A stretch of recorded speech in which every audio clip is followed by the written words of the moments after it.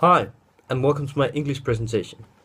In this video, I'm going to talk about death. So the first question is, why do almost all cultures and religions in the world practice rituals to mark the death of a person?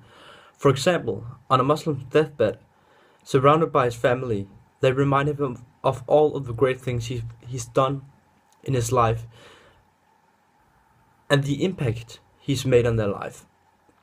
I think that the Muslims do this to show respect for the person. Next question. What are the main elements of the death rituals for Muslims, Buddhists, Christians, and Jews? I'm also going to talk about Hinduism, sorry.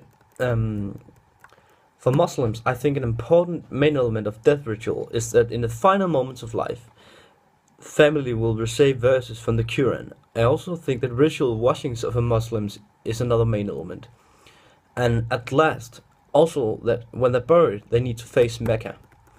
Most Buddhists are cremated, following the example of the Buddha. Some Buddhist traditions say that at least 4 days should pass before the body is cremated and that embalming should be avoided if all possible. The general advice is that the body should be left as undisturbed as possible in the interval between death and cremation. Hindu death rituals. This religion is very social. The role of family during death is also significant. Usually, Hindus use their last days at home, basically just relaxing. Hindus spend their last days at home. The family will read aloud some kind of holy text. After death, the body is transported to the home of the deceased, and there's a short ceremony there.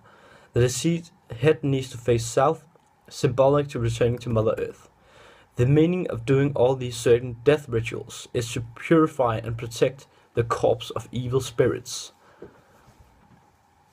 The Buddhists put rice in the mouth of the dead person to give the soul nourishment. After death, Hindus are not buried. Jewish death rituals. Jews believe that no matter who you are, everyone, all people, should be treated with equal respect and dignity. Yes, there are 3 stages of mourning in this. There are 3 stages of mourning. I'm only going to talk about the first stage, which is called Shiva. In Shiva, the only focus is on the deceased. The mourners live in the home of the deceased in about a week, where they grieve over this person. They mourn over this person. When entering the burial, everyone needs to clean their hands by washing them. At the funeral, round foods like bagels and eggs are served as a symbol of the cycle of life, which Jews focus a lot on.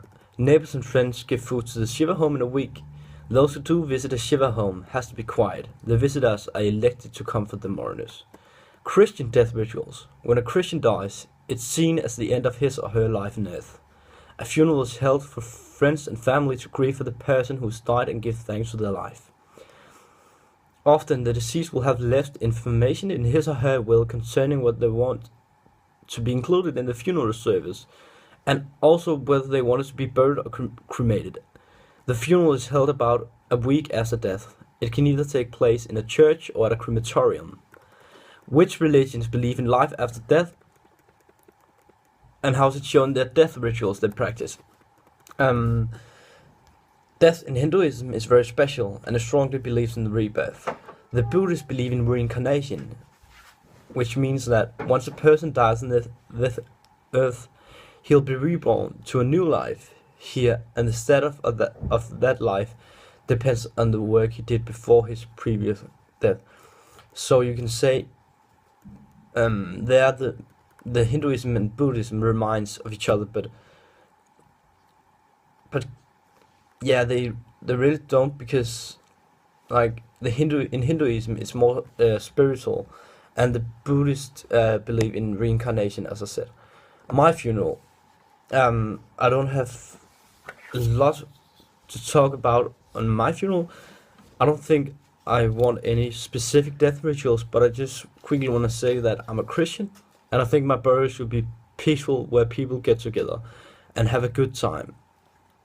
Maybe you think it's funny. I think people should have a good time, because why shouldn't people mourn over me? I just think people should be happy because I've lived a peaceful life. I've enjoyed my time on Earth, and I'm satisfied with that. And I don't want people to mourn over me.